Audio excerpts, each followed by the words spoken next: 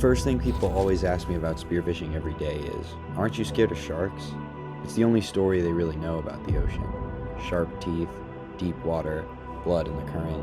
But most of the time, it's not the sharks that swim around the wrecks that scare me. It's the silent shadows that live inside them. Goliath grouper, 600 pounds of territorial muscle.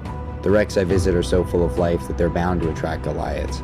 They sit just inside doorways, behind beams, but we still have to hunt the wrecks, knowing that they're waiting to explode into action and eat our fish. They know what your gun sounds like. 1 second of noise, one explosion of motion. Then they swallowed your fish and dragged it down with them, and hopefully you aren't tangled in any of the line. So when people ask me if I'm scared of sharks, I think of a completely different predator, one that's far more aggressive and takes far more of my fish.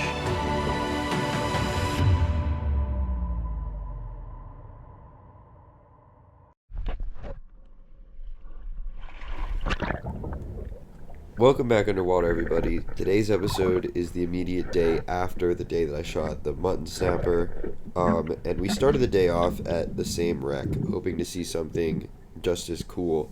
Unfortunately, the wreck had a lot less fish and a lot more Goliaths, and this day was pretty much dominated by struggling to shoot/recover fish, and even when we did shoot fish, it gets smoked by Goliaths until the end of the day, so stick around for that.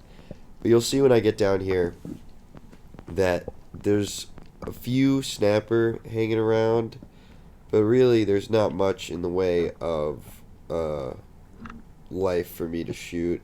And for a first drop, that's pretty incredible. Normally on the first dive, that's when you're going to see the most fish. You see like there's a gag there's a couple little mangroves. Nothing super impressive. There's Goliaths around, and as we take more drops, there are even more Goliaths that show up because they start to know that we're there. But yeah, not a great way to start the diving for the day. But we decided to give it a chance and stick around for a little bit, take a few dives here, see if it gets any better. And it did get a little bit better. We dove different parts of the wreck and found areas where the snapper were congregating a little bit. But most of the time, I would not advise to stick around spots like this. I think it's much more efficient to hunt. If you drop on a spot and you immediately get a gut feeling like there's no fish here, don't stay. Just move on to another one. It makes things much more efficient. We didn't do that this day because this spot was so far from all of our other spots that we didn't want to make the run. We ended up having to make the run anyway. And we just killed a bunch of time here, basically. You can tell I'm grunting, and finally a couple snapper come in. I take my shot, and I completely whiff. Not sure how that happened. I think I missed low, and wasn't really on my point today. But you see those Goliaths, they come right in the second they hear a gun go off. Got my shaft back, headed back up to the surface. This next dive is, I genuinely don't know how this happened on this dive, but I'm dropping down. That line that you see is, we got so desperate that we put a chum bag out on the bottom to try to drum up some business with the fish, get some snapper out, maybe pull a black grouper out from a hiding spot inside the wreck, but nothing really hung out by the chum bag except the Goliaths. They hung out everywhere. Getting down, you can see I'm on a different part of the wreck here. It's a taller part, and that's where the mangoes have been coming from. I see one here, and I'm like, oh, this guy is mine. This is set. It's right in my face. I pull the trigger, somehow miss. Look at this. Look at the shaft. It literally hits it in the gill plate as it's turning, which is ridiculous to me. But that fish got away with probably a cool scar, and I got away with nothing. No fish, no nothing. Reloading the gun, I was like, okay, I'm gonna load all 3 bands now because I thought maybe the fish just the shaft was just moving slowly, so I loaded this 9/16 kicker band as well. That's a nice one.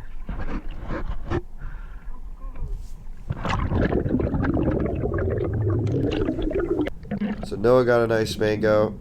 I'm still fishless, and I head down. I was literally like, okay, this is the last dive. If I don't shoot a fish on this dive, we're leaving. So I head down. There's a lot of bait on this wreck for this day, which surprised me even more because when we were over the wreck, I saw a bunch of life on the sonar and I was like, oh, this is gonna be great. Turns out all the life was just a bunch of bait, and there was no fish. So I get down to the bottom. I'm gonna lay on the bottom this time and see if I can't bring something in along the bottom by the structure. That was a bad choice because when I do shoot this fish, it just immediately tangles up on the structure. You'll see it come in right here. It's a nice sized mango. Blast it and it just tangles everywhere. And that is really, really bad because of the number of Goliaths. So you won't see the Goliaths eat this guy, but they do. I get up to the surface and I breathe up to do my recovery dive. But I know that when I get down there, there's not going to be a fish. Because he's just like tangled up out in the open. He's not under something. If you can get him under something, like if they tangle up and they're like wedged under things or in between things, then they won't be Goliath. But this guy was Goliath. So you'll see here, I head down. I like to just, when I'm doing recovery dives, make my shooting line as short as possible so that it's straight up and down with the gun that should be floating. That's why I preach wooden or carbon guns that float. I don't like the aluminum ones because they sink even without the shaft in them. You can see the Goliaths are prowling around because they ate that fish and they think there's more around. There's my shaft. No fish on it. But if you have a gun that floats without the shaft in it, you can just let it dangle right above and you can basically line dive your shooting line. Close your eyes, hold on to the shooting line and go down, or keep them open if there's a lot of current. It's pulling the shooting line. Keep them open and just watch the shooting line as you go down.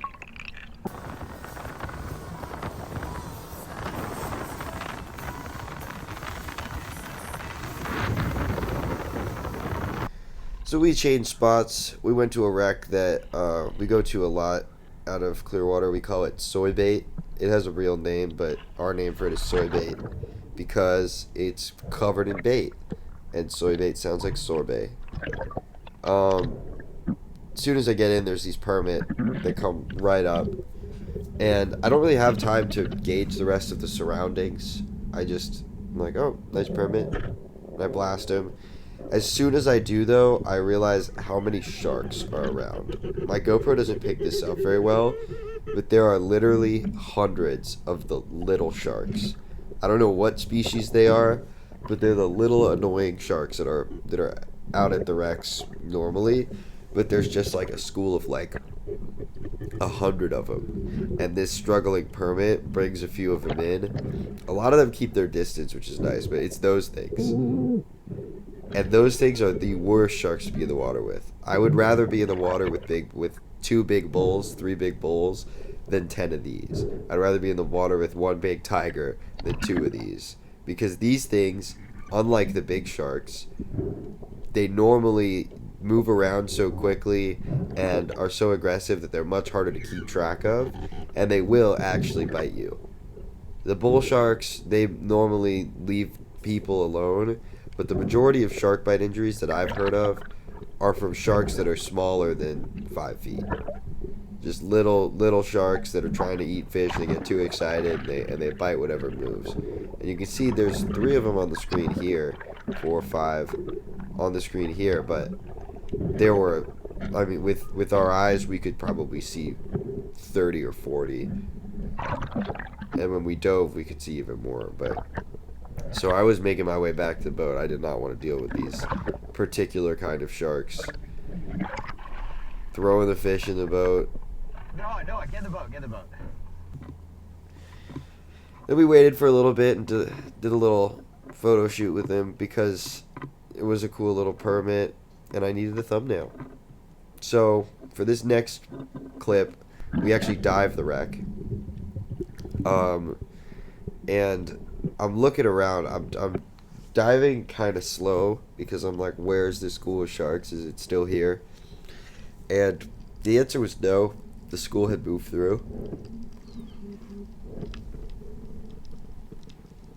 But you can tell how clear it is still. This was such a clear day out there. It was very nice. But for some reason, it just wasn't fishy. So, I get down.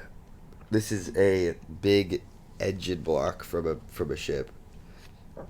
And I'm just crawling along.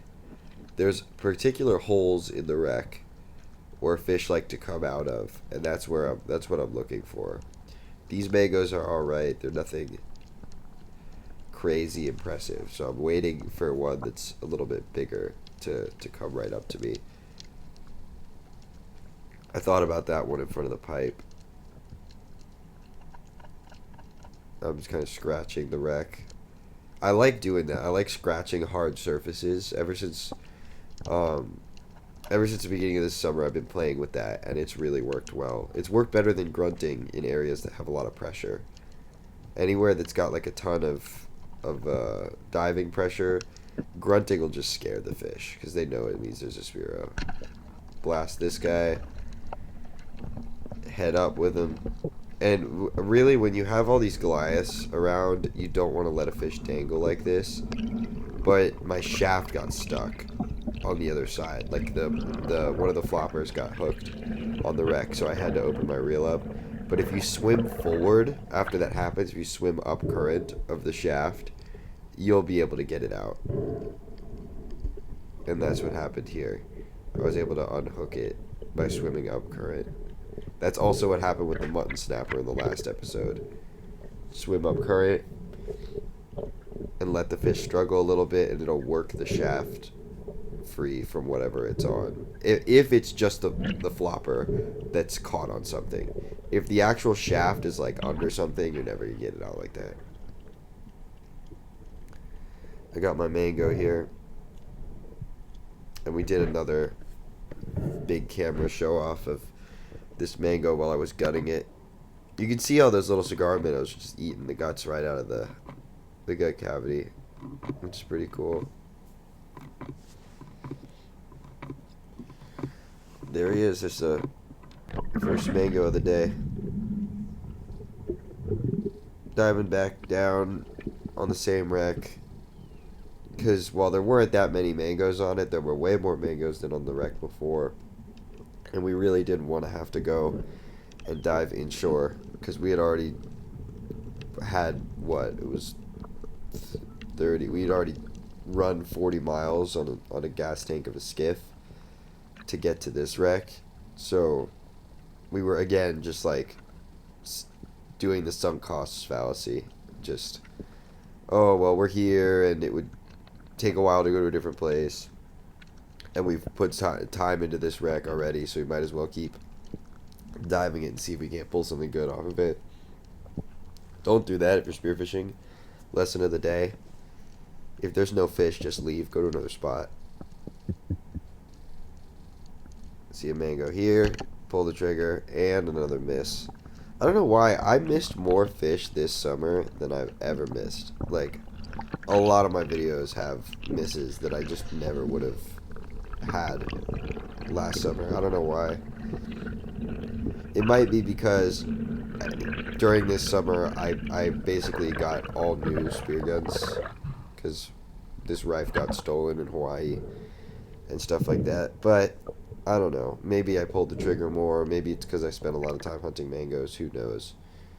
But got the permit, little drone shot of the permit, and then we headed inshore to see if we can't hunt some shallow stuff very quickly on the way in.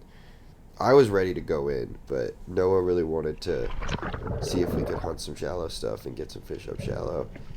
But after diving the viz that we were in before, the super clean viz, I was not a fan of this shallow stuff. Like, look at this. Look at how nasty this is. Not super nasty, just compared to what we were diving before. It was like, why am I here? What am I doing? These fish are tiny, and the viz is bad. So I got out and got in the boat, took my wetsuit off, and waited for him to be done.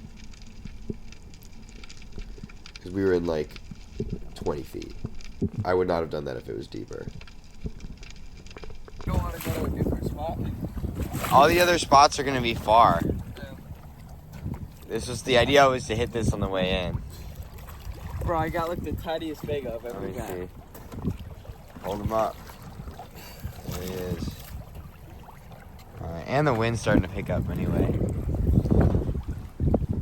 Alright, that's all she wrote. It's me filleting the fish. I was going to print this mango, but we ended up not doing any prints with these fish because we were just hungry. Did some carpaccio with the permit, and then fried up the rest of the permit and the mango. But speaking of prints, we now have an Etsy store for selling the prints, so it's no longer just an Instagram shop.